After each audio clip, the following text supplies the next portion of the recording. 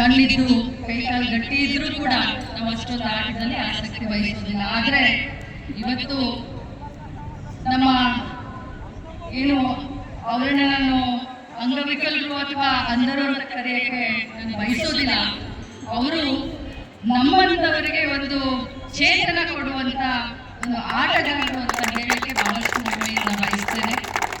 ಅಂಥವರು ಇವತ್ತು T20 ನಮ್ಮ ದೇಶದಲ್ಲಿ ಅಂಧರ ಒಂದು ವಿಶ್ವಕಪ್ ನಡೀತಾ ಇರೋದು ಬಹಳ ಸಂತೋಷದ ಹೆಮ್ಮೆಯ ವಿಚಾರ. ಅದರಲ್ಲೂ ಬೆಂಗಳೂರಿನಲ್ಲಿ ನಡೀತಾ ಇರೋದು ಇನ್ನೂ ಹೆಮ್ಮೆಯ ವಿಚಾರ.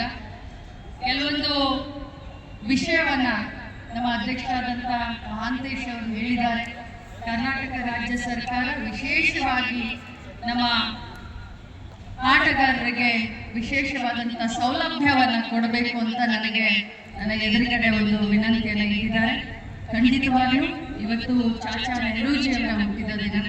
ಸೊ ಮಕ್ಕಳ ದಿನಾಚರಣೆ ಈ ಸಂದರ್ಭದಲ್ಲಿ ನಾನು ಕರ್ನಾಟಕ ಸರ್ಕಾರದ ವತಿಯಿಂದ ತಮಗೆ ಒಂದು ಭಾಷೆಯನ್ನು ಕೊಡ್ತೀನಿ.